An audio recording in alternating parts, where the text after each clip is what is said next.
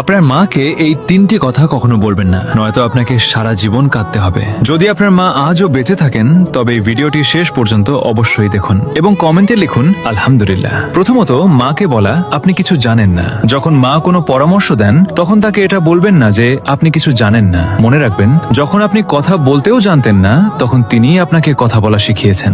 দুনিয়ার সবচেয়ে বড় অভিজ্ঞতা যদি কারো কাছে থাকে তবে তা আপনার মায়ের কাছে আছে। দ্বিতীয়ত, মাকে কখনো বলবেন না আপনি আমার জন্য কি করেছেন। যদি কখনো আপনার মনে হয় যে মা আপনার জন্য কিছুই করেননি, তবে সেই রাতগুলোকে মনে করুন যখন আপনি অসুস্থ ছিলেন আর মা সারা রাত জেগে আপনার সেবা করেছেন। আপনার এক ফোঁটা চোখের জলে যদি কেউ সারা রাত না ঘুমিয়ে থাকে তবে তিনি কেবল মাই হন। তৃতীয়ত, আমাকে একা ছেড়ে দিন।